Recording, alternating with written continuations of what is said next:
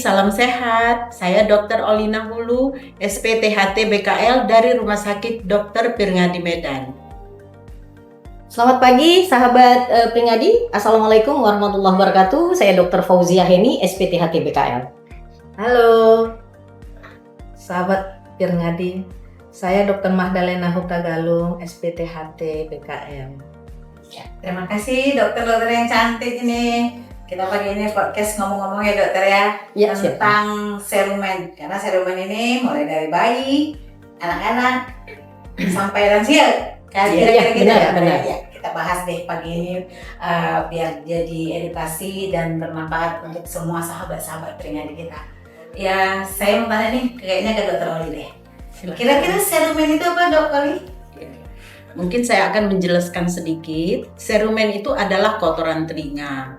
Kotoran telinga itu terletak pada telinga bagian luar dari liang telinga.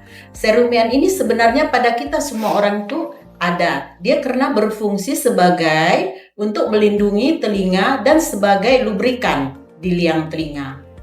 Nah, dan pada masing-masing kita, serumen itu dapat keluar sendiri dengan self cleansing, misalnya dengan mengunyah, membuka mulut. Mungkin itu yang saya jelaskan. Oh, itu serumen ya dokter. Jadi karena banyak kita sering kendala di serumen, ini penyebab dan gejalanya deh dok Oji. Oke. Dok Oji yang cantik banget nih. Saya punya manis. Masya Allah.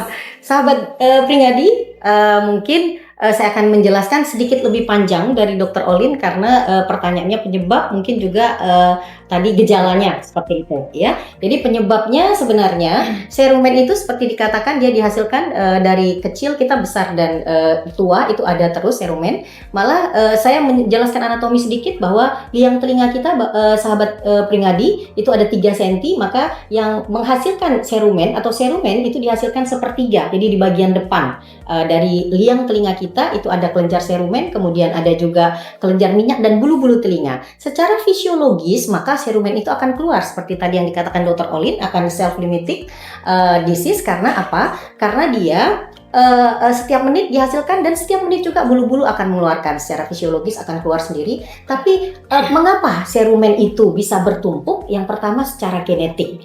Nah itu mungkin kelenjar serumen yang kita hasilkan itu lebih banyak dari bulu-bulu telinga. Yang kedua, kenapa penyebabnya bertumpuk juga serumen? Akibat penggunaan cotton bud atau mungkin alat-alat pengorek telinga yang tidak tepat kita karena tidak bisa melihat. Jadi dia itu akan justru masuk ya. Jadi sebenarnya mengorek telinga tidak perlu setiap hari dan caranya itu juga kita harus nanti mungkin akan dijelaskan oleh dokter Mahdalena nantinya.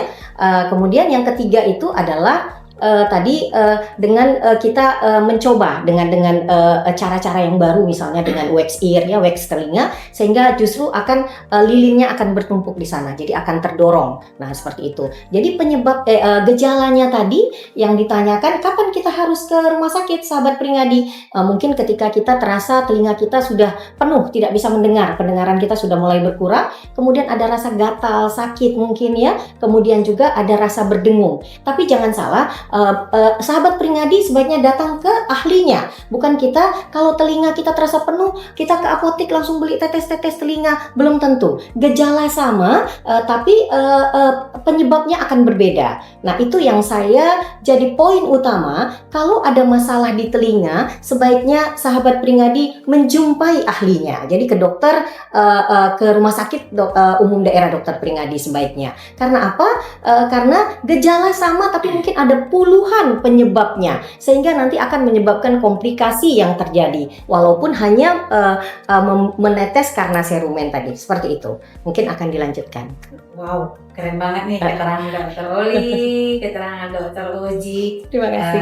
Silakan datang ya, Dok. Iya, ke rumah sakit kita, Poli THT RSUD Dr. Pringadi Kota Medan. Itu kita biasanya Senin sampai Sabtu kita buka. Kalau yang lain sampai Jumat kita sampai Sabtu. Jadi biasanya pagi itu mulai dari jam 8 sampai jam 12. Tapi kita bertugas sampai jam 15. Kalau ada yang situ silahkan ke UGD. Ya. Ya, thank you dokter. Nih, waktunya. Oh, tadi kita udah cerita itu serum apa, itu apa penyebab dan gejala. Pasti ada pengobatannya ya dok ya. Ya, benar. Silakan dokter Mahda yang manis. Oke, terima kasih sahabat Birngadi. Saya akan menjelaskan bagaimana cara penanganan serumen yang kita bicarakan pagi ini. Sebenarnya serumen ini sudah dijelaskan sama Dr. Olina tadi bahwa itu self cleansing. Istilahnya bisa dia keluar sendiri. Cuman ada sesuatu yang harus dibantu oleh dokter THT. Untuk ini saya akan jelaskan alat yang akan saya gunakan untuk mengeluarkan kotoran telinga pada pasien. Kalau dia padat kotorannya, kita bisa, kalau dia berbentuk cair atau lunak, kita bisa memakai alat suction. Ya, pakai suction kita keluarkan dengan hati-hati, dengan pakai lampu kepala, pakai apa ini ya, suction ini ya.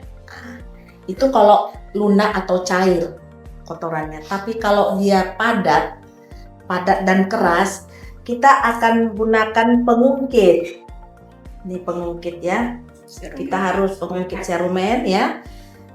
Setelah kita lepaskan dari kulit-kulit liang telinga itu, baru kita bantu menariknya pakai ini crocodile tongue. Pelan-pelan kita lakukan ya.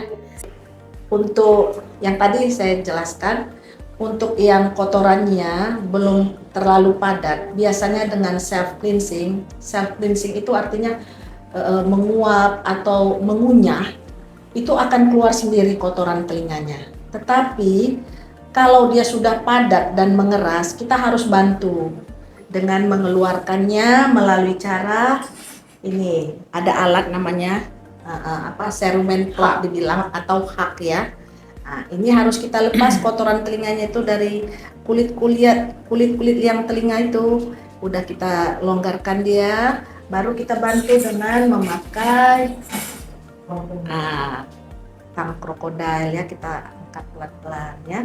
Nah, gimana kalau misalnya sudah terlalu jauh kotoran telinga itu sudah nempel, istilahnya gendang telinga, kita nggak bisa lagi dengan memakai alat ini karena beresikonya sudah nempel di gendang telinganya. Jalan satu-satunya harus kita bantu dengan meneteskan obat untuk pelunak kotoran telinga. Salah satunya H2O2 3% itu harus kita ajari pasien untuk menggunakannya bagaimana tekniknya ya. Misalnya kita teteskan H2O2 3% itu ke telinga, tunggu 15 menit baru. Nah, itu kalau terlalu keras biasanya 3-4 kali sehari digunakan pada pasien. Kalau dan kita harapkan pasien itu tidak mengoreknya lagi dengan gerak mengunyah, menguap, itu keluar dikit-dikit, itu harus kita bersihkan di sini aja, nggak usah pakai cotton bud. Kalau nanti tidak bisa, datang ke Pirngadi dengan, kalau dia sudah melunak, dengan suction bisa kita keluarkan sedikit-sedikit. Atau paling nanti kita pakai endoskopi untuk melihat gendang telinganya, kotoran telinganya juga. Demikian. Sahabat Pirngadi, demikian keterangan kami mengenai serumen prop atau serumen. Semoga bermanfaat bagi kita semua. Terima kasih. Jangan lupa like, comment, and subscribe. Terima kasih. Sampai ketemu lagi.